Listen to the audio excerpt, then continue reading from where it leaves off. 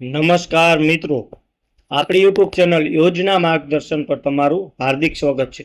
તો મિત્રો, આપણે હાલમાં ચાલતી ઇલેક્ટ્રિક મોટર અને પંપસેટ સબસિડી સહાય વિશે સંપૂર્ણ માહિતી આ વિડીયોમાં આપીશું। તો તમે અમારી યુટ્યુબ ચેનલ યોજના માર્ગદર્શનને લાઇક કરો, શેર કરો અને સબસ્ક્રાઇબ કરો।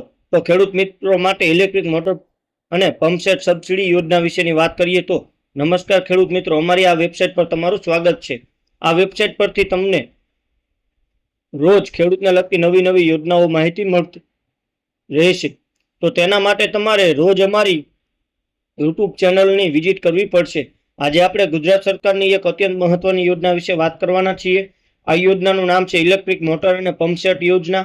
આ યોજના હેઠળ તમને પંપસેટ ખરીદવા પર સીધી સબસિડી મળે છે, જેનાથી તમારો ખર્ચ ઘણો ઓછો થઈ જાય છે। ચાલો આ યોજનાની તમામ મુખ્ય માહિતી આપણે મેળવીએ। તો મિત્રો, ગુજરાત સરકાર દ્વારા કેન્દ્ર સરકાર બંને ખેડૂતોને સિંચાઈ માટે જરૂરી સાધનોમાં સહાય આપે છે।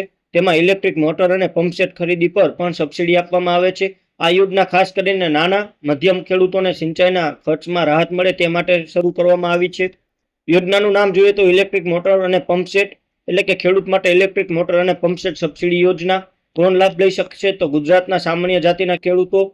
ઉદ્દેશ જોઈએ તો સિંચાઈ માટે જરૂરી વીજ મોટર અથવા પંપસેટ ખરીદી સરળ બનાવવી। સહાય જોઈએ તો 50% સુધી સબસિડી મળવાપાત્ર છે, જેમ કે મહત્તમ મર્યાદા હોય છે, જેમ કે 10,000 થી લઈને 25,000 સુધી। અરજી પ્રક્રિયા જોઈએ તો ઓનલાઈન અરજી કરવાની છે।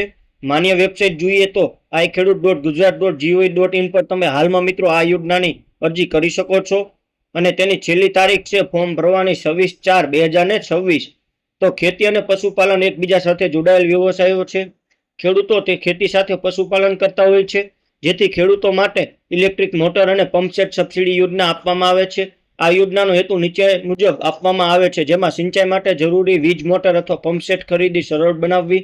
ખેડૂતોના ઉત્પાદન ખર્ચમાં ખૂબ મોટો ઘટાડો જોવા મળશે। પાણીનો ખોટો બગાડ થતો અટકશે। નવી ટેકનોલોજી અને અપનાવવા પ્રોત્સાહન મળશે।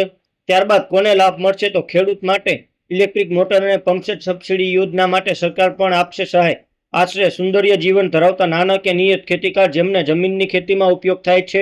ઇલેક્ટ્રિક મોટર અને પંપસેટ યોજનામાં કોણ લાભ લઈ શકે છે તે નીચે મુજબ આપવામાં આવ્યું છે।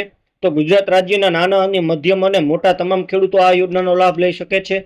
તમે ગુજરાત રાજ્યના કાયમી રહેવાસી હોવા જોઈએ। તમારી પાસે પોતાની ખેતીલાયક જમીન અને ખેતીવાડી વીજળી કનેક્શન હોવું જોઈએ। યોજના હેઠળ પ્રથમવાર સહાય મેળવતા ખેડૂતને પ્રાથમિકતા મળશે। જરૂરી દસ્તાવેજો સાથે અરજી કરનારને આ યોજનાનો લાભ મળશે। ત્યારબાદ વાત કરીએ સબસિડી વિશેની, તો સામાન્ય રીતે ઇલેક્ટ્રિક મોટર અથવા પંપસેટ પર 50% સુધીની સબસિડી જેમાં મળવાપાત્ર હોય છે, જેમાં 10,000 થી લઈને 25,000 સુધી સબસિડી મળવાપાત્ર છે।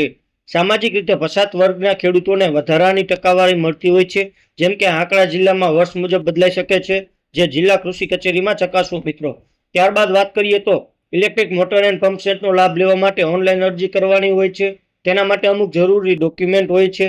પશુપાલનની યોજના માટે કયા કયા દસ્તાવેજ જોશે તેની લિસ્ટ નીચે મુજબ આપવામાં આવેલ છે। તે દસ્તાવેજો તમારે અરજીમાં જોડવાના રહેશે મિત્રો, જેમાં આધાર કાર્ડ, જાતિનો દાખલો જો લાગુ પડતો હોય તો, જમીનના દસ્તાવેજો જેમાં 7/12 અને 8, ખાતાની પાસબુક અથવા બેંક એકાઉન્ટની વિગતો, વીજ કનેક્શનનું બિલ અથવા અરજી રસીદ। ત્યારબાદ વાત કરીએ તો ઇલેક્ટ્રિક મોટર અને પંપસેટ અરજી પ્રક્રિયા એટલે કે ઘર બેઠા ઓનલાઈન અરજી કેવી રીતે કરવી તેની માહિતી મેળવીશું, જેમાં ઇલેક્ટ્રિક મોટર અને પંપસેટમાં જો તમે અરજી કરવા માંગતા હોવ તો અરજી કેવી રીતે કરવી તેના સ્ટેપ બાય સ્ટેપ નીચે મુજબ આપવામાં આવ્યા છે, જે તમારે ફોલો કરવાના રહેશે મિત્રો।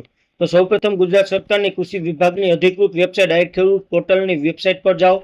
વેબસાઇટ પર યોજના વિભાગ જોવા મળશે, જેમાં ખેતીવાડીની યોજનાઓમાંથી ઇલેક્ટ્રિક મોટર અને પંપસેટ યોજના પસંદ કરો। ત્યારબાદ નવી અરજી કરો। ત્યારબાદ અરજી કરો બટન પર ક્લિક કરીને તમામ જરૂરી માહિતી ભરો અને દસ્તાવેજો અપલોડ કરો। ત્યારબાદ જરૂરી વિગતો જેમ કે નામ, સરનામું, જમીન વિગત, બેંક એકાઉન્ટ દાખલ કરો। જરૂરી દસ્તાવેજો અપલોડ કરો। છેલ્લે અરજી સબમિટ કરો અને તેની પ્રિન્ટ આઉટ તમારી પાસે રાખો। ત્યારબાદ તાલુકા કૃષિ કચેરી અથવા તો ખાતાકીય કચેરીમાં ચકાસણી થશે। ત્યારબાદ મંજૂર થયા પછી સહાયની રકમ સીધી બેંક એકાઉન્ટમાં જમા થશે મિત્રો। તો મિત્રો, અમુક પ્રશ્ન હોય તેના વિશે વાત કરીએ કે આ યોજના હેઠળ કેટલા HP મોટર સુધી સહાય મળે છે? તો સામાન્ય રીતે 5 HP સુધીના ઇલેક્ટ્રિક મોટર અને પંપસેટ પર સબસિડી મળે છે, જે જિલ્લા અનુસાર અલગ અલગ હોઈ શકે છે મિત્રો।